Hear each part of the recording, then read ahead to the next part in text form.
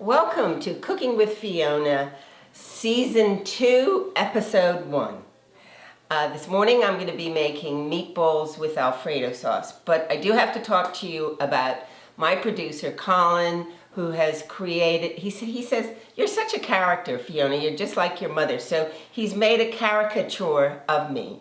So off we go, meatballs with Alfredo sauce, where we start off with 2/3 of a cup of breadcrumbs, and then we are going to mix that with 1/2 cup of heavy cream. And we stir all of that in, and we make sure that it's all blended. They do suggest, by the way, that to add a tablespoon of heavy cream, just to make sure it's all blended through.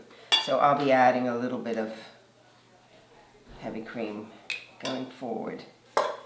So we're making the meatballs, by the way. This is part of the meatball recipe. Okay, perfect. So we're going to put 2 pounds of hamburger meat to make these meatballs. I've already measured this. It's all measured and fine. And then we're going to add an egg to this mixture. And we're going to add, it says 2 to 3 garlic cloves. But you know what? I put more garlic because it's good for you. It keeps your blood clean, and don't forget, it keeps away the devil. So here we go. This is a good 3 cloves of freshly chopped garlic. 2/3 a cup of Parmesan cheese, and 2 teaspoons of salt, and 1/2 teaspoon of pepper. I mixed all that. So in the meantime, I'm going to turn on that pan and melt the butter, but I'm going to just mix all this up. So what I'm doing is I'm creating these meatballs, and I'm just going to rest them on the side, and I use a tablespoon to scoop it up and to make these so they're all the same size. So while I'm doing this, I am going to introduce to you my surprise guest, Mr. Hildefrius from MJM. Here we go. Come on over, Hill. I know you like to cook, don't you? I do. I love to cook. And he is going to talk to you today about probate, which is a very important part of what I do, sell real estate. That's right. It is. That's right. So probate's it's a process. In fact, it is a process whereby individuals apply to the court to obtain confirmation that they are the individuals of the persons who are properly authorized to deal with the deceased person's assets. And in the context of real estate, of course, the principal asset for many Bermudians is the real estate. So if you pass away owning an interest in real estate in Bermuda, your executors will have to apply for probate. So let's talk about what that means. What is probate? So probate's a process, as I said, where individuals apply to the court to have confirmation that they are the persons who are properly authorized to deal with the deceased assets, the real estate, for example. So until an individual can prove that they are the executors or administrators of that estate, the transfer of the interest in the deceased, deceased interest in the real estate cannot effectively be transferred. So once you go through that process and you obtain the grant, and the grant being the confirmation of your authority, that is how the executors prove that they are vested with the deceased interest in the real estate and can then sell the real estate. Right. So can I ask you a question? Yep. So in order to induce good title, you cannot pass over that property, and that's really... Exactly. So take you through a quick example. Mr. A passes away, and he's the sole owner of a cottage in Bermuda. Right. And his executors wish to sell the cottage under the terms of the will, for example. Well, the executors won't actually be able to pass good title to that cottage until they present the grant of probate, because as I said, the grant of probate is the court's confirmation of their authority to deal with the asset. Yeah. Right. So, but the process itself, unfortunately, is a bit cumbersome and time consuming. Very time consuming. It can take up to a year. It takes these days over a year. Over a It's year. getting up on 2 years in our experience my dear. at the moment. Yeah, so it's important that your executors proceed diligently to obtain the grant of probate, because that will hold up the sale of the real estate of the deceased. The process, what does that involve? It involves, in fact, preparing certain documents and having those documents submitted to the court. If there's a will, one of the documents will be the will. If there is no will, then the law determines who has the right to apply.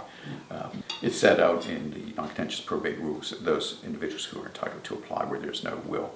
But it is really important to get going on that process if the intention is to sell the real estate, because it will take quite a long time to obtain the grant of probate. Yeah. So can I ask you a question? Sure. So does a will have to be in place? Is that criteria? Not necessarily. You don't necessarily have to have a will in place. If you don't have a will in place, then the law decides who inherits the assets of the deceased, right? Right. What's better? Of course, it's much better to have a will in place, because then the individual can decide who inherits the will. Not only that, the will will set out the powers of the executor to sell the real estate, for example, and deal with it accordingly. So far better to have a will, but is it necessary to have a will to obtain probate? No. You obtain probate whether there's a will or not. And not to get too technical on you, but where there's a will, the process is called applying for the grant of probate. Where there isn't a will, the process is called applying for a grant of letters of administration or representation. Wow. Interesting. That's technical, but the process is very similar. But the point being that you won't be able to deal with the real estate until you've got the grant from the court. In fact, if I could just share with you one more thing. Oh, sorry. Despite the fact that you won't be able to effectively pass your title to real estate until you've got the grant of probate, there's nothing preventing you from actually going to contract subject to obtaining the grant of probate. Oh, okay. So you can do You can do that. yeah. Why does the probate process take so long these days? Because there are a number of steps that have to be taken to put together the documentation that gets submitted to the court. And believe it or not, just obtaining information does take some time. It's a bit of a cumbersome process, so that contributes to the delays. And unfortunately, there are delays in processing in the court itself. Regrettably, the court appears to be quite severely short-staffed at the moment. And so it does take some time to process quite a number of applications. Right. Yeah. And we do feel for the staff up there, because we understand that, it's difficult to turn matters around when you've got so much on your plate. So these meatballs are cooking away. They are. They smell delicious. Aren't they good? So Hill's been a good sport to come up to our house and pageant. In fact, didn't I engage you all those years ago to help my wife and I pageant? Absolutely. We had such fun. We go back somewhat. We go back a long way. So I've decided that I'm going to include Phil to do the cooking. So he's going to do this next batch of meatballs. So I don't know about you, Fiona, but I find cooking therapeutic. After a long week in the office, Oh, it's nice. I actually enjoy putting on a big spread on the weekend.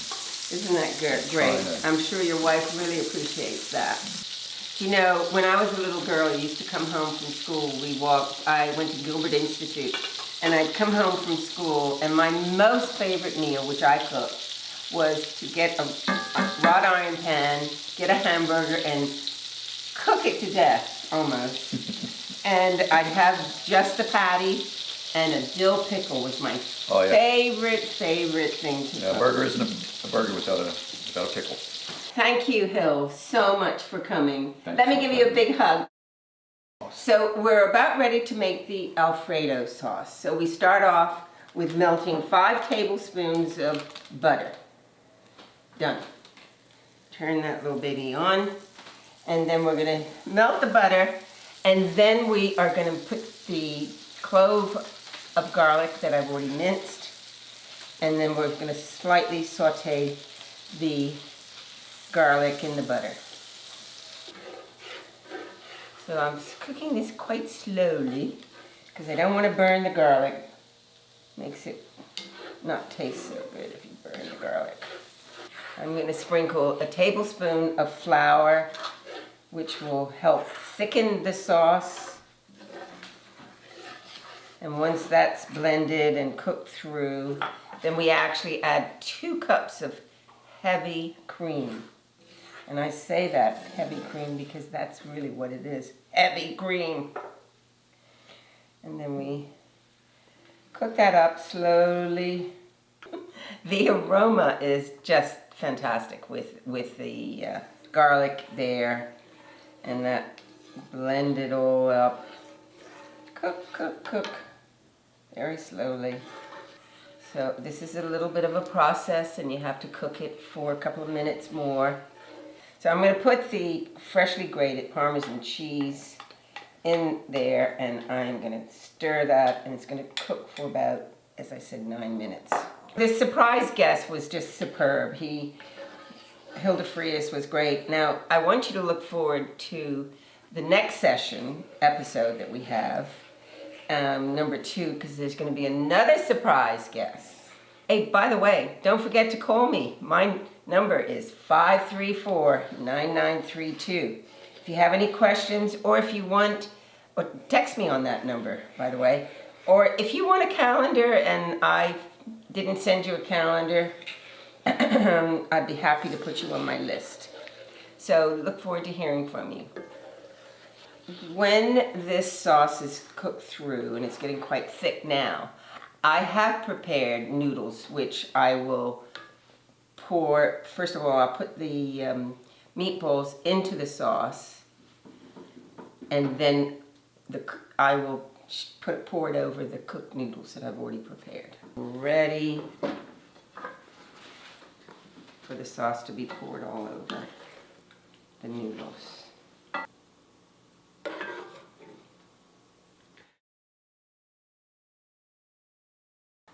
So decorate it with parsley, something green, something pretty, I don't know, and something tasty. It's good for you. So this is it, finished. Happy New Year to you and your family. Be safe, be healthy. I look forward to hearing from you all. Thank you for joining me. Bye.